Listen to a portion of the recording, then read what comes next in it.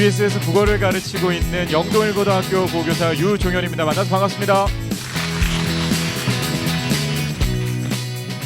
날씨가 이렇게 좋은데도 불구하고 사실 남들은 캠핑이다, 글램핑이다, 꽃놀이다 라고 하는데 사실 이 수험생을 자녀로 둔 부모로서 사실 뭐 예능 프로 1박 2일도 마음 놓고 못 보는, 그죠? 그리고 꽃보다 할배가 아니라 꽃보다 아들, 딸만 보고 있고, 그 다음에 차승원의 삼시세끼가 아니라 우리 아들, 딸의 삼시세끼 챙겨주시느라고 정말 고생들이 많으십니다. 근데 그 고생스러운 마음을 조금이나마 달래드리고자 오늘 이 시간이 좀 더 여러분에게 유익한 시간이 되었으면 하는 바람입니다. 저는 여기 보시다시피 데이비란 이름의 마라톤 완주하기라는 제목으로 여러분에게 몇 가지 이야기를 좀 전달해 드리겠습니다. 저는 마라톤을 잘할 것 같아요, 여러분? 네, 정확합니다. 역시 여러분들의 눈은 역시 경험에서 우러나오는 거기 때문에 딱 보니까 뭐 운동 되게 못하게 생겼죠. 조그맣게 생겨가지고, 그죠? 정말 못합니다. 저는 마라톤과는 아무 관계가 없는 그런 아주 평범한 운동 못하는 그런 교사인데요. 하지만 여기 나와 있는 것처럼 데이비라는 이름의 마라톤은 거의 지금 매년 고3 담임과 EBS 강의를 하면서 매년 이 데이 마라톤을 뛰고 있습니다. 학생들은 1년 또는 2년이면 다 끝나지만 저는 끝나지 않습니다. 그래서 계속해서 무한 반복으로 이 마라톤을 완주하고 있기 때문에 여러분에게 오늘 이 시간에 그 어떤 정보를 통해서 저와 함께 완주하는 그런 방법에 대해서 얘기를 좀 해보면 좋을 것 같습니다. 아마 이 자리에는 대부분 고등학교 1학년에서 3학년의 학부모님들이시죠? 네, 그렇죠. 혹시 중학생 있습니까? 자녀가 중학생인데, 마라톤을 굉장히 일찍 시작하셨네요. 네, 대단하십니다. 어쨌든 뭐 사실 그 1학년, 2학년, 3학년 뭐 이런 거에 따라서 어떤 경우에는 짧게는 1년, 길게는 어떻게 보면 중학교 포함하면 6년간이라는 이 긴 데이비라는 이름의 마라톤을 이제 눈앞에 두고 있는 건데, 사실 학생에게도 학부모에게도 이 마라톤은 완주하기도 사실 쉽지 않을 뿐더러 완주한다고 해도 좋은 결과를 가져온다는 게 사실은 좀 어렵죠. 그래서 오늘 이 시간을 통해서 여러분들이 어떻게 하면 좀 훌륭하게 완주할 수 있는지 그 방법과 그 다음에 그 완주한 이후에 좀 더 좋은 결과를 가져올 수 있도록 그 부분에 대해서 여러분하고 같이 이야기를 좀 나눠보도록 하겠습니다. 그러면요, 먼저 이 마라톤의 결승점은 어디일까요? 대학이죠, 그렇죠? 어려운 질문은 안 드립니다. 대학입니다. 그 대학이고 대학에 가기 위한 그 전 단계는 수능을 봐야겠죠, 그죠? 여러분도 잘 아시겠지만 수능을 봐야 됩니다. 그리고 수능도 있지만 사실은 요즘에 재학생들 이제 대부분의 재학생 이제 부모님들이시니까 재학생들의 경우에는 뭐를 통해서 많이 가고 있어요? 수시를 통해서 가고 있죠. 그래서 수시와 정시라는 두 가지 큰 어떤 방법을 통해서 대학이라는 어떤 최종적인 결승점에 도착을 하게 되는 거죠. 수시의 비중이 워낙 뭐 많이 커지고 있는 상황이고 수시가 결국은 재학생으로서 가장 가기 좋은 방법이다라는 거 여러분 잘 알고 계시겠지만 그럼에도 불구하고 여전히 수능은 중요한 영향력을 끼치는 요소임에는 분명합니다. 그죠? 뭐 최저학력 기준을 굳이 얘기하지 않다 하더라도 학생들이 수능을 얼마나 잘 준비하느냐가 결국은 수시와 정시에 모두 대비할 수 있는 방법이라고 저는 생각을 합니다.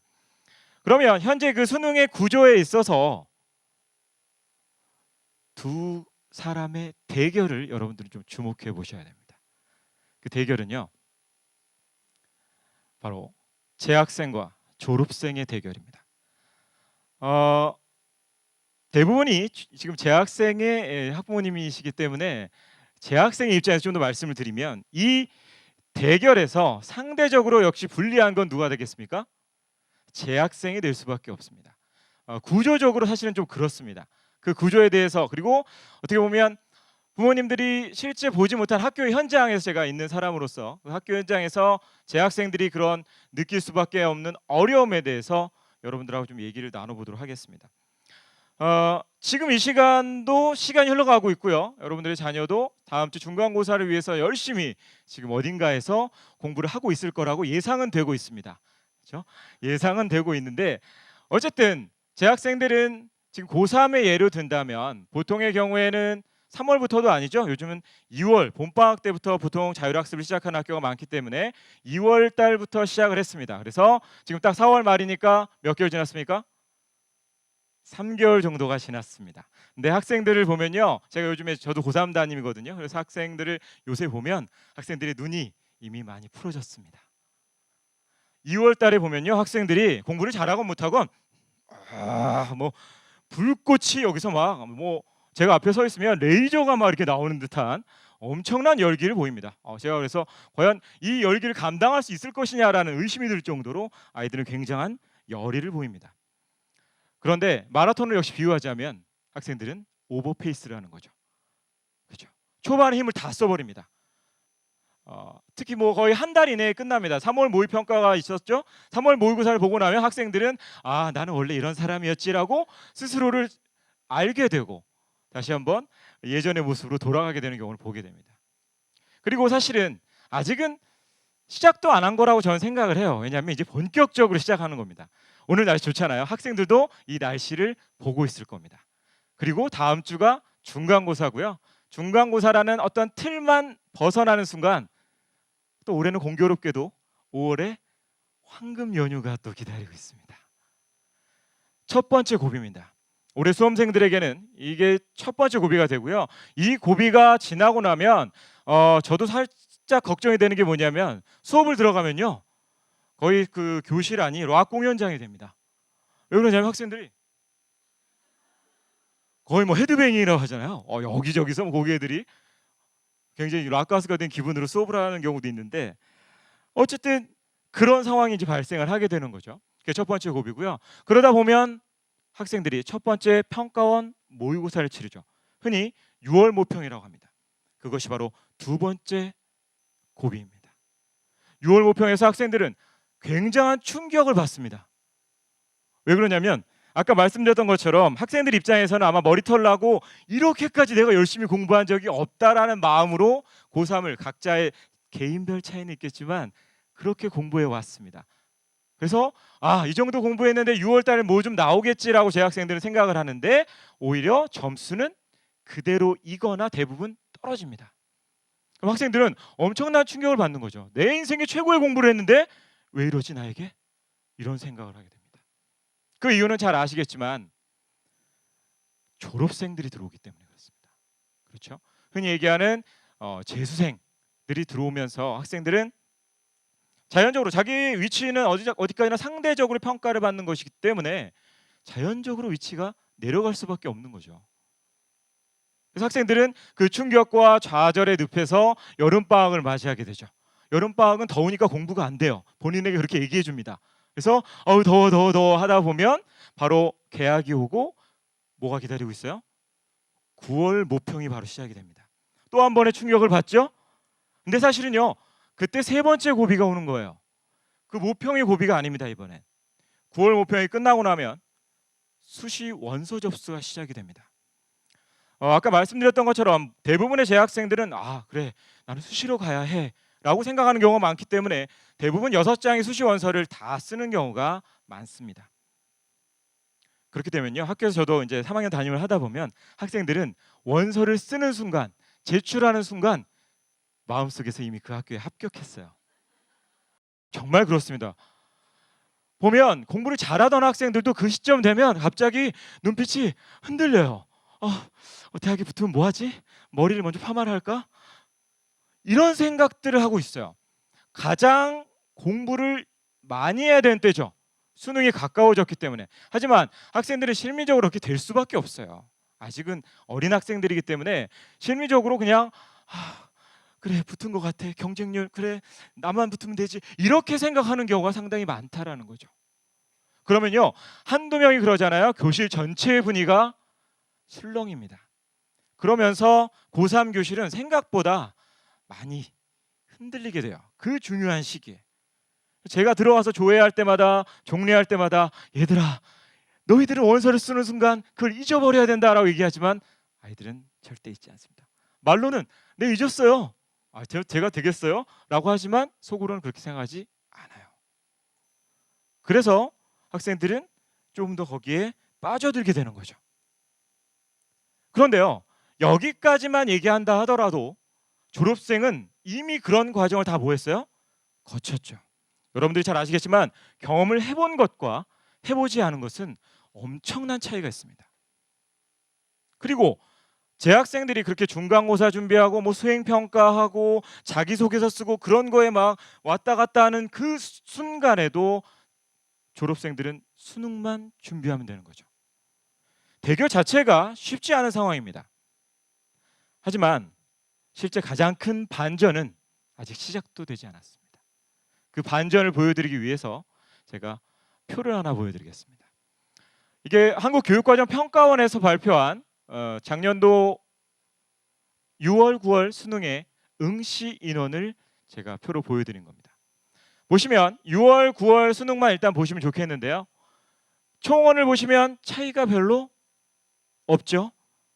총원의 차이가 거의 없습니다. 하지만 6월과 9월 모평에 보면 졸업생이 약 7만에서 8만 명 정도가 시험을 봤습니다.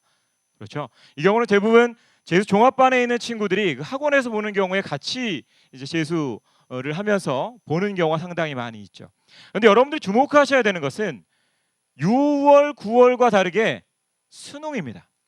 수능에 보시면 약 9월과 비교해서 5만 명 정도의 인원이 증가를 하게 됩니다. 이 5만 명은 어디서 나타난 친구들인가요? 요즘 대학가에 유행하는 게 하나 있어요. 반수입니다. 많이 들어보셨죠? 0.5수라고도 하죠. 요즘엔 반수가 대학가의 유행입니다. 특히 중상위권의 대학에 있는 친구들은 너 요즘 뭐하니? 나 반수 준비해. 나도 하는데. 이런 것들이 상당히 많이 좀 퍼져 있어요. 그래서 그런 친구들은 이때까지는 별로 모평을 보지 않습니다. 하지만 원래 실력이 있던 친구들이 대부분이기 때문에 수능에 한 번쯤 더 도전을 해본다는 거죠. 그런데 대부분의 재학생들보다는 성적이 뭐한 친구들이 많아요? 좋은 친구들이 많죠. 그러니까 제가 그 학생들이라고 얘기한다면 제 머리 위로 학생들이 점점 들어오게 되니까 저는 저절로 뭐 할 수밖에 없어요? 내려갈 수밖에 없죠. 그런데 총원이 변화가 없잖아요. 그러면 분명히 빠지는 인원이 있다는 거죠. 보시면 재학생은 5만 명 정도가 줄어든 겁니다. 그렇죠. 재학생이 5만 명 정도 줄어드는 이유는 수시에 최저학력 기준이 없는 그런 전형에 합격한 경우도 물론 있을 수가 있죠. 하지만 저기서 빠지는 대부분의 인원은 수능 포기자들입니다. 각 학교별로 공부를 하지 않고 다른 자기 어떤 전문직이나 이런 걸 추구하는 친구들이 일반고에 굉장히 많이 있거든요. 그런 친구들은 이때까지는 학교에서 보니까 다른 친구들도 보니까 보지만 수능은 돈도 또 내야 되고 하니까 보지 않는 것이죠. 그러면서 재학생들이 쭉 5만 명 정도가 빠져나가는 겁니다. 그러면 그 학생들은 대부분 보통의 학생들보다는 어디에 있는 친구들이에요? 아래에 있는 친구들이죠. 갑자기 자신의 발 밑에 함정이 생긴 거죠. 그죠? 위에서는 눌러내리고 아래에서 지켜주던 친구들이 사라지니까 본인의 의지와 전혀 관계없이 수능을 보면 등급과 표준 점수가 뭐 할 수밖에 없어요? 떨어질 수밖에 없는 구조라는 거죠. 그러니까 재학생들이 평소에 막 굉장히 올 1등급 받던 친구들도 수능만 가면 2, 3등급 받아온 친구가 즐비합니다. 최저학력 기준을 못 맞춰가지고 수시에 떨어지는 친구가 즐비하다는 거죠. 학생들에게 아무리 이런 얘기를 해도 학생들은 쉽게 반응하지 않습니다. 경험해 보지 않고는 모르기 때문에 그런 거죠. 부모님들은 분명히 그 부분을 인식을 하시고 학생들에게 조금 더 자극을 줘야 되는 때가 온 거죠. 그러면 바로 이러한 구조적인 어떤 수능의 문제점, 절대적으로 분리할 수밖에 없는 재학생들, 이대로 그냥 보고만 있을 수는 없지 않겠습니까? 그래서 제가 옛날 얘기를 좀 꺼내 보겠습니다. 기억나시죠? 예. 2002년 한일 월드컵 시절에 하나의 사진을 가져왔습니다. 저는 당시에 학교를 졸업하고 저를 받아주는 곳이 아무도 없어서 흔히 얘기하는 백수 생활을 하던 그때였어요. 그래서 제 기억으로 당시 이 예선전을 모두 생중계로 봤던 기억이 좀 있습니다. 할 일이 없었으니까요, 그죠? 물론 뭐 한국 경기는 물론이고요, 결승전까지 다 봤습니다. 실제 경기장도 많이 갔었고요. 아마 여기 계신 여러분들은 대부분 아마 자녀들이 아마 5, 6살 정도의 육아의 그 어떤 고통에 빠져 계실 때 나름의 위안을 줬던 그런 시절이 아니었을까 저는 생각을 해봅니다. 아, 굉장했죠. 그리고 뭐 결과 면에서 봐도 우리나라가 4강 신화라는 뭐 어떻게 보면 대단한 성적을 올렸습니다. 그러면서 저는 여러분도 마찬가지겠지만 이걸 보는 순간 한 사람의 인물이 좀 떠오르시죠. 그죠? 바로 히딩크 감독입니다. 그죠? 뭐 워낙 우리나라 사람처럼 인식되는 경우도 좀 있죠. 그죠? 워낙 우리나라에 그때 굉장히 많은 인상을 남겼던 감독입니다. 이 히딩크 감독이 뭐 여러 가지 면에서 우리나라 축구에 굉장히 큰 영향을 끼쳤지만 당시에 저는 기억하기로 이런 말을 히딩크 감독이 했었어요. 당시 일반적으로 여러분들도 기억하시겠지만 우리나라 축구의 고질적인 문제는 뭐냐? 우리나라 축구 선수들은 정신력과 체력은 아주 좋다. 하지만 기술이 부족하다. 그래서 그런 부분을 항상 공략을 해야 된다라는 생각을 항상 가지고 있었어요. 저도 그 얘기를 많이 들었고요. 그런데 이 감독이 왔을 때는 달랐습니다. 히딩크 감독은 아니다. 한국 축구의 문제는 오히려 뭐다? 체력이다라고 얘기를 했어요. 그래서 훈련을 하는데 계속해서 체력 훈련만 한 거죠. 달리기만 왔다 갔다 하는 것을 엄청나게 시켰던 겁니다. 그러면서 평가전을 하면 막 5대 0으로 지고 그랬었죠. 기억나실 겁니다. 언론을 비롯해서 많은 사람들이 비판을 했었죠. 뭐 하는 짓입니까? 대한민국 축구가 이렇게까지 당해야 됩니까? 하지만 그런 비난에도 불구하고 히딩크는 끝까지 그걸 밀어붙였습니다. 그 결과 아까 아시는 것처럼 4강의 결과를 얻어냈죠. 그리고 그 4강까지 올라가는 과정에서 16강, 8강에 모두 뭘 치렀습니까? 연장전을 치렀어요. 그 연장전에서 이길 수 있었던 요소 중에 하나가 바로 체력이었습니다. 그 부분을 히딩크 감독은 지적을 했던 것이고 바로 우리가 보지 못한 것을 봤던 사람, 누구나 당연히 그건 아니다라고 생각했던 순간에 그 부분을 지적했던 사람이고 그것이 바로 엄청난 결과로 연결되었다라고 볼 수도 있는 것이죠. 저는요, 이것이 사실 이 축구만의 얘기만이 아니라 학생들에게도 해당되는 것이다라고 생각을 합니다. 왜 그러냐면요, 제가 학교에서 학부모님들 저도 이제 담임이니까 상담을 하잖아요. 오셔서 많이들 하시는 말씀이 그런 거예요. 저희 아들이 성실은 해요. 성실은 한데 뭔가 좀 마음을 못 잡는 것 같아요. 이렇게 얘기를 많이 하시고요. 또는 저희 딸이요, 정말 저희 딸이 공부를 한다고는 해요. 맨날 앉아는 있거든요. 근데 얘가 효과가 없어요. 이렇게 얘기를 많이들 하십니다. 제가 그러면 독서를 아닌 독서를 좀 해드려요. 뭐냐면요, 저는 학교에서 아이들을 보잖아요. 집에서는 어떨지 몰라도 학교에서 그 학생들 생각보다 성실하지 않아요. 잘못 생각하고 계세요. 그리고요, 생각보다 한다고 앉아있지만 하지 않아요. 꼭 아셔야 됩니다. 학생들 특히 뭐 수업 시간에야 학교에서 뭐 학원에서든 선생님이 앞에 계시니까 선생님이 깨워주기라도 하고 그러지만 보통 학습실에서 또는 독서실에서 공부를 자기주도 학습을 많이 하잖아요. 누가 뭔가 통제하지 않으면 학생들은 대부분 잡니다. 대부분 자요. 대부분 자거나 눈을 뜨고 있어도 딴 생각을 하고 있습니다. 그냥 아무 생각, 옆에 선생님이 와도 모르는 경우가 있어요. 뭐 심지어는 그러니까 학생들이 아까 얘기했던 것처럼 공부 방법을 몰라서 또는 어떤 아까 얘기했던 것처럼 어떻게 그 학원에 다녀야 하는 것인지 국어를 이렇게 공부해야 되는 건지 뭐 수학을 이렇게 공부해야 되는 그런 방법 차원, 즉 아까 얘기했던 축구로 얘기하면 기술을 모르는 게 아니라는 겁니다. 생각보다 학생들은 체력이 부족해요. 체력이라는 것은 그 말 그대로 힘을 얘기하는 건 아닙니다. 무슨 얘기냐면 뭐 잘 아시겠지만 한참 체력이 좋을 나이 아닙니까? 돌도 씹어먹을 나이 아니겠습니까? 남자 뭐 여자 씹어먹으라는 얘기는 아니고요. 그 정도의 힘을 가지고 있는 때입니다. 제가 얘기한 힘이라는 것은요, 기본기예요. 축구의 기본기가 체력이라면 학생들의 기본기는 앉아서 그 시간을 자신의 시간으로 만들어내는 힘을 얘기하는 겁니다. 앉아 있다고 절대 공부하지 않습니다. 학생들은 오해하시면 안 돼요. 방에 앉아서 뭔가를 하고 있다라고 해서 절대 공부하는 게 아니라는 겁니다. 그래서 여러분들이 요 힘을 학생들에게 키워줘야 되는데 그 힘은 바로 계획의 힘입니다. 계획의 힘은 여러분도 아마 잘 아실 겁니다. 그리고 제가 이걸 보여드리는 순간 뭐 뻔한 얘기 또 시작했네 이러고 계실 겁니다.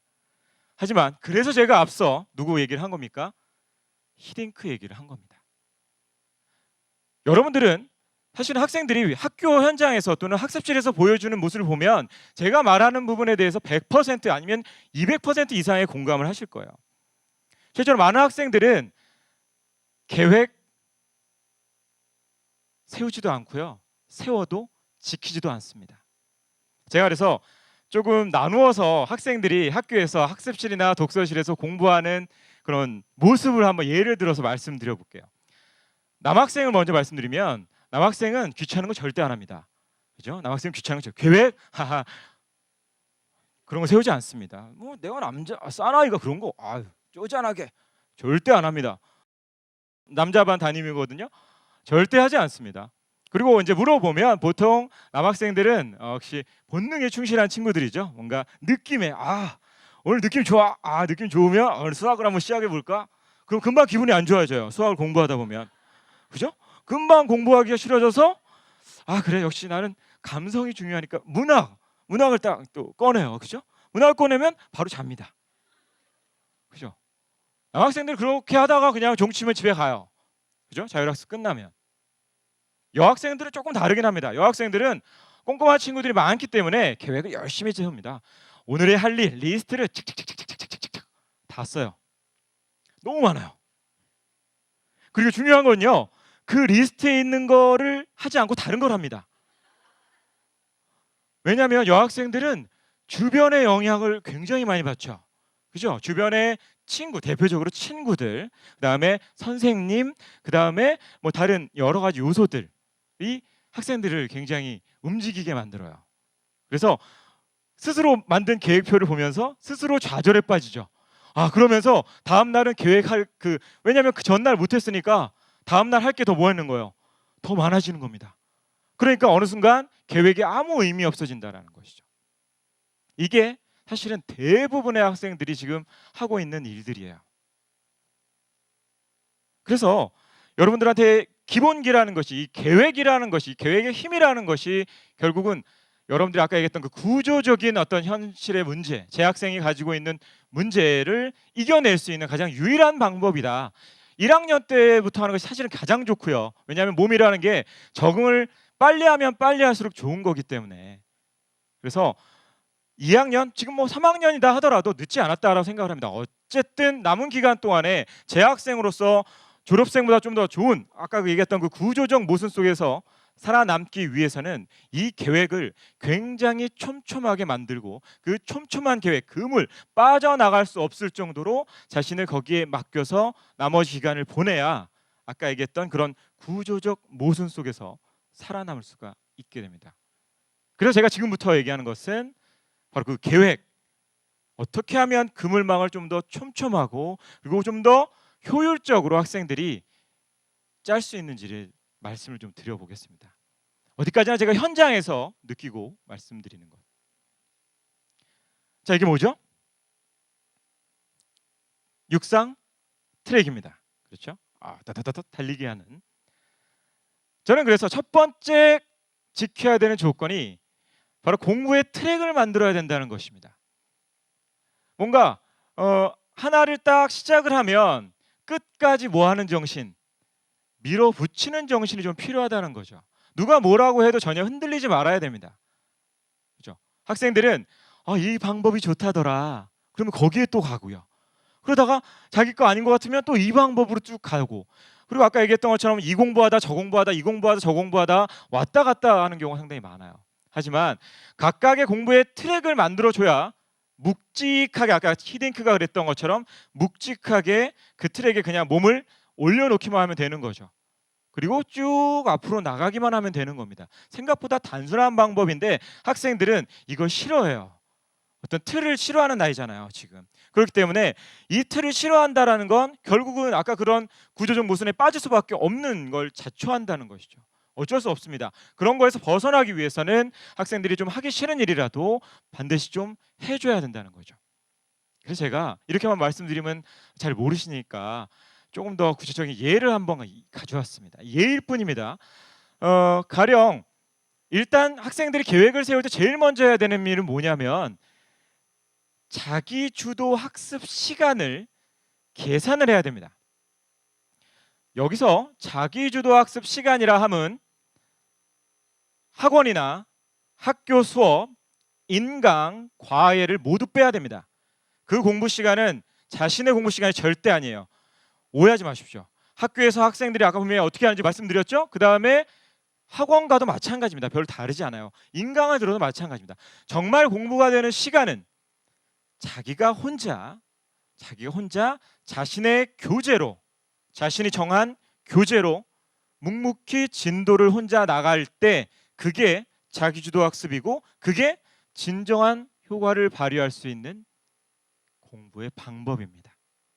그래서 저는 뭐 학교 계획보다도 학교 계획은 학생들이 어떻게 터치할 수 없는 부분이잖아요. 왜냐하면 학교의 시간표대로 가야 되는 것이기 때문에 보통 아침 자습 시간 그다음에 점심 시간 포함을 하면 30분에서 1시간 정도 자투리 시간은 좀 나올 수 있습니다.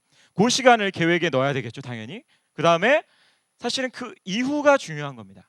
여기 보다시피 제가 이렇게 하나, 둘, 세 개의 트랙을 만들어 놨죠. 요 트랙을 말씀드리는 겁니다. 요 트랙은 변함이 없어야 돼요.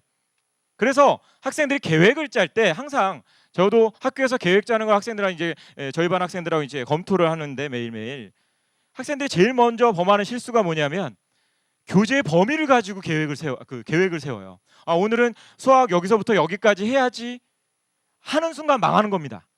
왜냐하면 어떤 날은 자기가 공부가 잘 되는 날이 있기 때문에 수학이 잘 풀려요. 근데 어떤 날은 되게 어려운 문제 만나면 한 문제도 못 풀어요. 한 시간에. 그런데 학생들은 거기에 이것까지 끝내야 되는데 막 이러면서 시간을 계속 보내고 있다는 거죠. 그거를 방지해야 돼요. 계획의 시작은 시간을 기준으로 만들어야 됩니다. 트랙을 먼저 짜야 된다는 건 그런 의미예요. 시간을 먼저 내가 오늘 공부할 수 있는 자기주도 학습 시간은 총 4시간이야. 보통 4시간이 딱 좋습니다. 학원 인강을 하는 경우는 뭐 어쩔 수 없이 좀 변동이 있을 수 있겠지만 그거 빼고 항상 4시간 정도 매일매일 공부하는 습관을 가지고 있어야 돼요. 자기 공부를.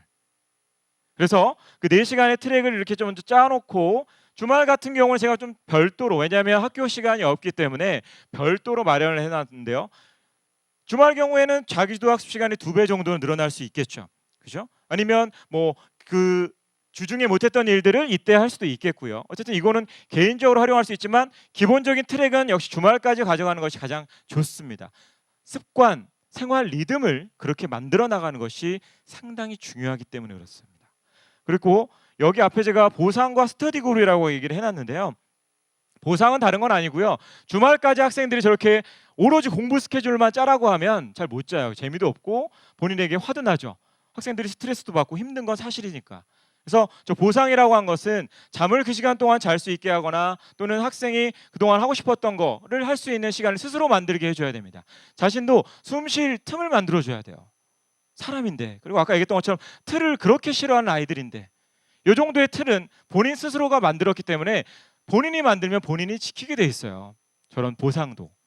그러니까 그런 것들을 그 안에 넣었고요. 또 하나는 이 스터디 그룹은 제가 굉장히 강조하는 방법 중에 하나인데 주말에 학생들이 공부를 잘 안 해요. 왜 그러냐면 주말은 학교 가야 될 어떤 강제성이 없기 때문에 일단 아침에 절대 일찍 일어나지 않죠. 그죠? 그렇기 때문에 약속을 해야 됩니다. 친구들이든 누구든 간에 약속을 해서 아침에 일찍 나가도록 만들어줘야 됩니다.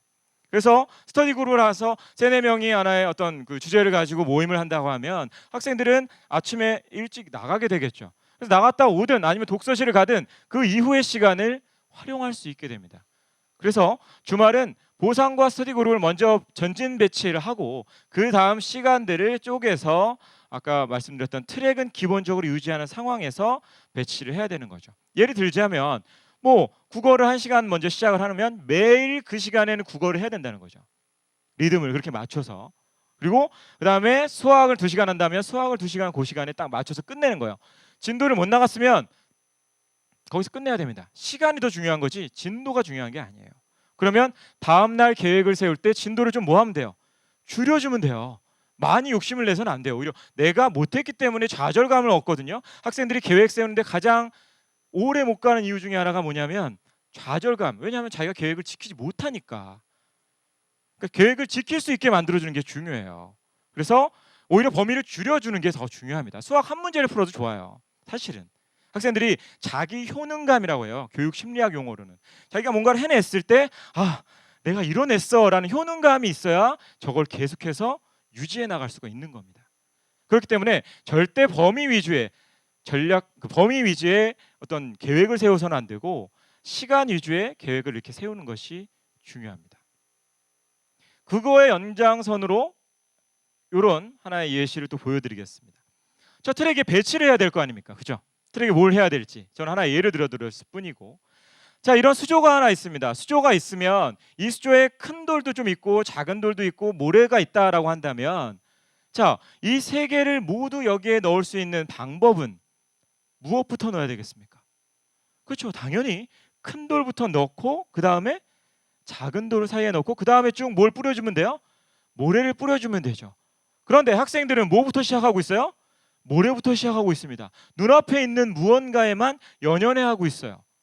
그렇기 때문에 학생들은 공부에 무엇을 정하는 걸 연습해야 되냐면 우선순위를 정하는 연습을 좀 해야 됩니다. 자신의 약점이 무엇인지를 먼저 알고 그 약점을 아까 얘기했던 것처럼 1, 2, 1 이런 식으로 1대 2대 1 이런 식으로 시간이 배치가 됐다 하면 약점을 2시간에 전략적으로 배치를 해야겠죠. 그리고 다른 과목 자신 있는 부분은 상대적으로 1시간 정도에 투자할 수 있고요. 그 1시간은 사실 30분이 될 수도 있죠. 자기 약점을 3시간으로 늘려도 되고 30분, 3시간, 30분 해도 충분히 되는 겁니다. 학생들이 자신의 학교의 자율학습 시간에 맞춰서 해도 참 좋아요. 그러니까 거기에 맞춰서 자기가 할 수 있는 얘기들을 우선순위를 정해서 배치를 해주셔야 됩니다. 여기서 배치할 때 학생들이 얘기한 아까 자질구레한 일들이 굉장히 많아요. 수행평가도 해야 되고 학교 숙제도 해야 되고 그 다음에 엄마 심부름도 해야 되고 뭐 등등의 여러 가지 할 일들이 좀 많이 있죠. 그런 것들은 상대적으로 그래서 우선순위에서 뒷부분에 밀려 있겠죠. 그러니까 그런 부분들을 학생들이 계획을 하고 순위를 정해야 된다는 거죠. 그래서 공부에 우선순위를 정해서 아까 얘기했던 것처럼 트랙에 차례 배치를 해주시면 되겠습니다. 그런데 사실 여기서 한 가지 말씀을 드리면 그 배치를 하실 때, 배치를 아이들이 할 때 국어를 좀 전진 배치시켜 주시기 바랍니다. 제가 국어 선생님이기 때문에 그렇습니다. 가 아니라 사실은 저는 그렇게 생각합니다. 학생들이 요즘에 여러 가지 뭐 요소가 있겠지만 학생들이 전반적으로 학력이 떨어졌다고 많이 얘기하잖아요. 그 이유 중에 하나가 국어를 잘 못하기 때문이라고 생각을 합니다. 왜냐하면 수학을 하든 사탐을 하든 과탐을 하든 영어를 해도 마찬가지고 말을 잘 이해를 못하는 경우가 상당히 많아요. 특히 국어 공부 잘 안 하잖아요. 학생들이 특히 자연계열 친구들은 저도 자연계열 담임이거든요. 지금 공부하지 않습니다. 수영을 해야죠. 영수영 그죠? 그죠? 수영을 계속 하고 있어요. 근데 학생들한테 수업을 하면서 가령 아주 기본적인 베타적이 뭐니라고 단어 뜻을 물어보잖아요. 절반 이상이 답을 못해요. 베타적이란 아주 기본적인 단어잖아요. 생각해 보면 그런 거 답을 못해요. 고3 학생들이. 생각보다 요즘 학생들이 어휘력이 약하고요. 뭔가 긴 걸 읽기를 굉장히 싫어해요. 좋아요 누르는 거에 익숙한 친구들이잖아요. 그죠? 좋아요도 누르기 싫으면 오키도 이응 키응만 쓰는 친구들이에요. 그런 친구들이기 때문에 이 이해력, 독해력이 전 과목에 있어서 사실은 많이 떨어져 있는 상황입니다. 그렇기 때문에 어떠한 이유에서든 간에 국어를 좀 꼭 집어넣도록 해주시고요. 그 국어를 좀 전진 배치해서 중요도를 좀 두고 공부할 수 있도록 우선순위를 좀 더 국어에 두고 공부할 수 있도록 하면 좋겠다는 게 제 개인적이자 그리고 여러분들에게 정말 도움이 될 만한 사실 조언이 아닐까 생각을 합니다. 해주실 수 있겠죠? 네. 자, 그래서 우선순위를 정한 다음에요. 기억나십니까? 어머님들 뭐 아버님들 어렸을 때 이거 받는 거 그렇죠? 저도 이거 받기 위해서 굉장히 좀 노력을 했던 어렸을 때 노력을 했던 기억이 있습니다. 보상이죠. 아까 얘기했던 것처럼 공부를 하는데 학생들이 보상이 없으면 사실 할 재미가 없는 겁니다. 제 생각은 좀 그렇습니다. 그렇게 재미없는 공부를 하면 금방 지쳐서 나가 떨어지게 돼 있어요. 학생들은 재미를 스스로에게 좀 부여할 수 있는 기회를 줘야 됩니다. 그거는 아까 계획과 연관을 하자면 자기가 분명히 그런 계획을 세웠잖아요. 그러면 사실은 일 단위도 좋고 주 단위도 좋습니다. 그 계획을 잘 이뤄냈을 때 본인 스스로가 평소에 뭐 하고 싶었던 게 있을 수 있겠죠. 그런 걸 주말에 할 수 있게 기회를 마음껏 주는 겁니다. 그 시간 동안 마음껏 해봐라. 또는 뭐 먹는 걸 좋아하는 친구들은 같이 이제 가족이 뭐 할 수도 있어요. 뭐 외식을 나갈 수도 있고요. 부모님들이 도와주실 수 있는 부분이 되겠죠. 그죠? 그런 부분들을 같이 고민해 주시면 좋을 것 같다는 거죠. 얘기하면서 야, 그럼 너 이렇게 해서 이 규칙을 지켰을 때 이렇게 하자라고. 또는 교재가 있잖아요. 저는 교재가 하나 끝났을 때, 제 공부할 때 교재가 하나 딱 끝났을 때 기분이 너무 좋았어요. 그래서 그럴 때 자기에게 어떤 선물을 주는 것도 굉장히 좋은 방법 중에 하나입니다. 저는 뭘 했었냐면요, 고3 때 영화를 봤어요. 영화를 굉장히 좋아했었거든요. 영화를 보러 다녔습니다. 당시 제가 고3 때 개봉했던 영화가 보셨을 겁니다. 주라기 공원 또는 뭐 쉰들러 리스트 뭐 이런 영화가 당시에 개봉을 해서 영화관에 딱 걸렸거든요. 전 영화를 좋아해가지고 공부하는 와중에도 아까 얘기했던 것처럼 시험이 끝난 날이거나 또는 아까 책 한 권을 끝냈을 때 과감하게 딱 가서 영화를 봤어요. 친구들. 그리고 놀았어요, 그날은. 근데 보고 오니까 당시에 이런 괴담이 있었어요. 알파벳 S자가 들어간 영화를 보면 대학에 떨어진다라는 괴담이 돌았습니다. 굉장히 무서웠어요. 하지만 저는 굴하지 않았습니다. 저가 더 즐거운 게 좋았거든요. 공부할 때 제가 더 즐겁게 공부하는 게 좋았거든요. 그리고 그 괴담을 무력화시켰습니다. 실제로 저는 재수 없이 바로 제가 원하는 학교에 입학을 했어요. 그러니까 그런 거에 학생들이 연연해 할 필요가 없다는 거죠. 본인이 계획을 세우고 거기에 자기가 만족감을 느낀다면 그것만으로 충분한 것이지, 누가 거기에서 뭐라고 한다 하더라도 학생들은 흔들릴 필요가 없다는 것이죠. 그러니까 그런 부분을 고려해 봤을 때 부모님들과 함께 학생들이 참 잘했어요라는 도장 대신에 어떠한 보상을 줄 수 있을 것이냐, 그런 거에 대한 고민도 같이 해주셔야 이 계획이 좀 계속 지속이 될 수가 있습니다. 왜 그러냐면요, 사실 되게 힘들어요. 저도 지금 저희 반 학생들하고 이걸 하고 있거든요. 근데 솔직한 말씀을 먼저 드리면 저희 반 남학생들의 절반 이상은 이미 다 떨어져 나갔어요. 굉장히 힘들어요. 사실은 잘 안 됩니다. 학생들은 이거 자체를 되게 거부감을 가지고 있어요. 그런 의미에서 제가 역시 마라톤의 연관해서 이런 게 있더라고요. 달리기 하시는 분들은 좀 아실 겁니다. 러너스 하이라고 그래서 달리기를 하다 보면 30분 정도가 이제 달리기 계속 지속을 하게 되면 고통이 지속적으로 꼭 오르다가 꼭대기까지 오르다가 어느 시점부터는 그 고통을 잊게 되고 오히려 뭐가 생기는, 뭐 엔도르핀 같은 그 호르몬이 분비가 되면서 쾌감을 느낀다고 합니다. 그런 것이 바로 그 지점을 러너스 하이라고 하는데, 학생들이 사실은 이거를 느껴야 돼요. 무슨 얘기냐면 아까 그 계획, 저 어떤 러너스 하이라는 어떤 지점까지 고통이 아마 굉장히 지속될 겁니다. 그렇기 때문에 그 기간 동안 포기하지 않고 쭉 가게 된다면 어느 순간부터는 저 틀이 굉장히 자신에게 아까 얘기했던 자기 효능감을 주게 되고 기분을 좋게 만들어줍니다. 정말 공부가 되네? 성적이 올라서가 아니에요. 저도 그랬습니다. 성적이 올라서 기분이 좋아지는 게 아니라 공부하는 것 자체가 약간 여기까지 하니까 좀 재밌네, 책을 하나 끝내니까 재밌네 라는 기분을 갖게 만들어줬다는 게 저를 끝까지 밀어준 힘이 아니었나, 저는 그렇게 생각을 합니다. 그래서 학생들이 사실은 지금 뭐 상위권의 학생들의 경우에는 이 러너스 하이를 이미 뭐한 친구들이에요. 사실 이미 경험한 친구들이에요. 그 학생들 이미 예전부터 계획을 해왔고 계속 공부를 하던 친구이기 때문에 그 친구들은 공부하다가 막 어려운 걸 선생님한테 와서 물어보잖아요. 물어보고 나서 선생님이 야 이건 이거야 라고 알려주면 굉장히 기분 좋다는 듯이 하고 가요. 그런 것들이 바로 방금 얘기한 뭔가를 알아냈을 때, 자기가 궁금해하거나 뭔가 해결하지 못한 것을 해결했을 때 느끼는 성취감, 이런 것들을 본인 스스로가 느끼게 된다고요. 이건 누가 줘서 하는 게 절대 아니에요. 엄마 아빠가 야 이렇게 하면 이렇게 할 수 있잖아 라고 해서 얻을 수 있는 게 아니란 말이죠. 많이 해보셔서 아시잖아요. 그죠? 본인 스스로가 얻을 수 있게 하는 방법은 계획을 지속적으로 유지시켜 주는 겁니다. 그러려면 마라토너에게 꼭 필요한 게 하나 있죠. 옆에서 같이 뭐 해주는 사람, 뛰어주는 사람이 필요합니다. 그 사람을 페이스메이커라고 하죠. 부모님들은 물론이고요, 선생님도 마찬가지고 친구들이 될 수도 있습니다. 어떤 사람이건 간에 학생들을 옆에서 이 계획을 보조해 줄 사람이 필요해요. 잘하고 있니? 관리해 주고. 물론 부모님이 하면 굉장히 싫어할 수도 있겠죠. 학생들은 가급적이면 그렇잖아요. 그럴 나이잖아요. 부모님하고 소통하는 거 별로 안 좋아하니까. 학교 선생님이 됐든 아니면 형 누나가 있다면 형 누나가 있으면 더 좋겠고요. 뭐 아는 사촌 형이 있다면 근처에서 좀 더 가까이 이렇게 조언을 해줄 수 있는 사람을 찾아서 연결을 좀 해주시면 페이스메이커로서 충분히 같이 띄워줄 수 있는 겁니다. 옆에서 같이 띄워주고 조언을 해주는 그런 사람들이 사실은 필요한 겁니다. 그래서 요 러너스 하이가 올 때까지 학생들을 계속해서 같이 이끌어 줄 사람이 있어야 한다는 거죠. 물론 부모님이 같이 해주셔도 좋다라고 말씀드릴 수 있겠습니다. 그 세 가지의 계획을 잘 이어가시면 학생들은 분명히 아까 말씀드렸던 것처럼 이 어려운 대입이라는 마라톤에서 조금이나마 끝까지 갈 수 있는 힘을 얻게 될 겁니다. 그리고 그 힘에 제가 두 가지 문장으로 그 힘에 하나의 또 보너스를 얹어드리도록 하겠습니다.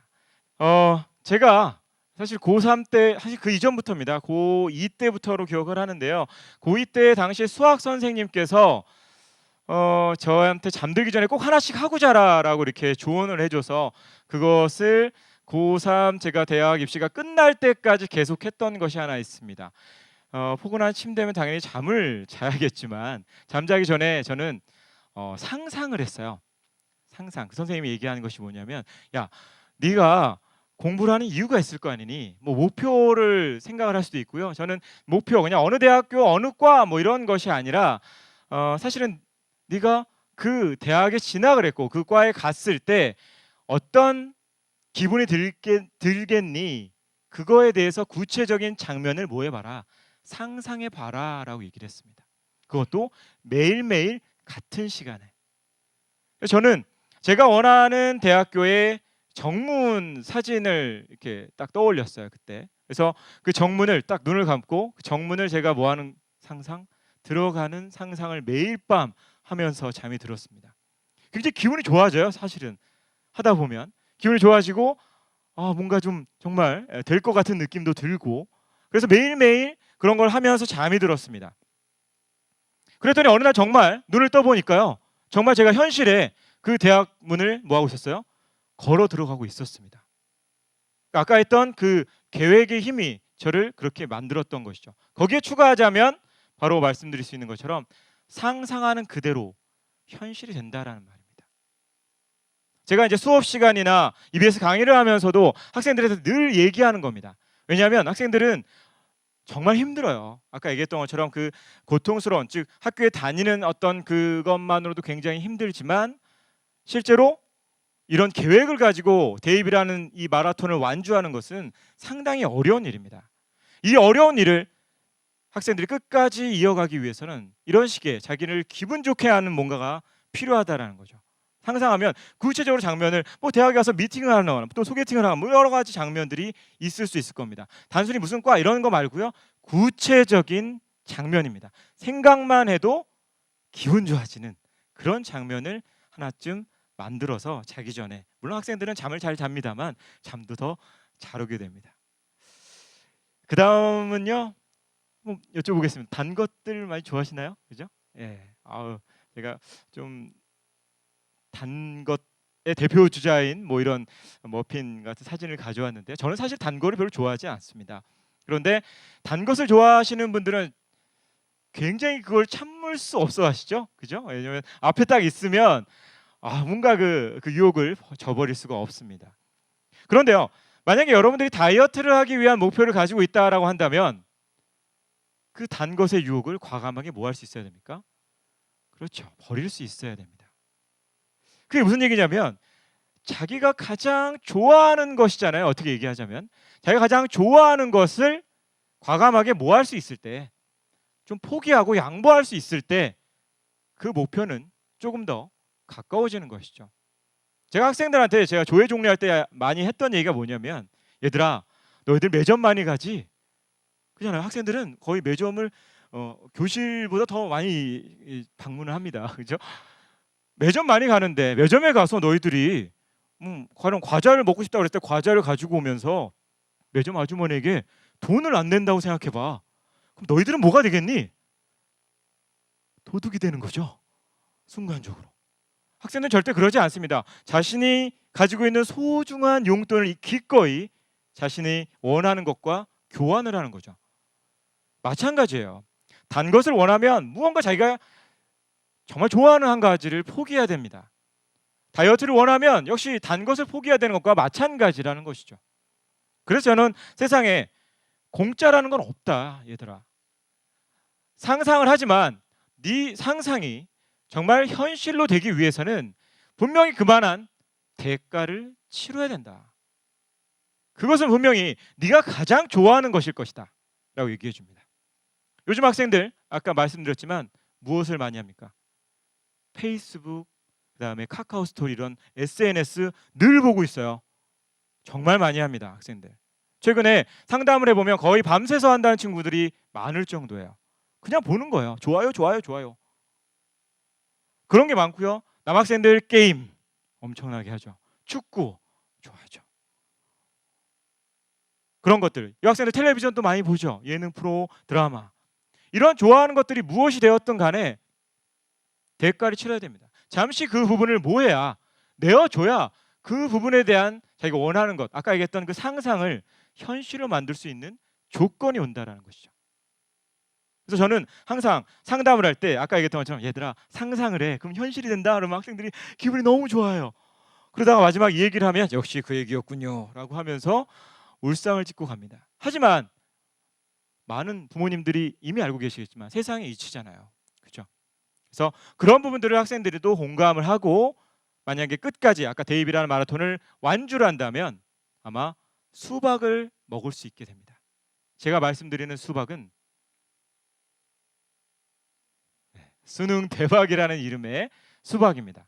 그래서 학생들이 짧게는 1년, 길게는 6년 이상의 긴 마라톤 끝에 저 달고 시원한 수박을, 그리고 본인이 원하는 꿈을 이룰 수 있기 위해서는 분명히 아까 말씀드렸던 것처럼 기본기, 중요한 기본기를 제대로 갖춰야 끝까지 완주할 수 있고 본인이 원하는 결과를 얻을 수 있을 것이다 라고 저는 자신 있게 말씀드릴 수 있습니다. 그리고 그 길에 저를 비롯한 많은 EBS 선생님들이 응원하고 함께 도와주도록 하겠습니다. 오늘 제 얘기 경청해 주셔서 감사합니다.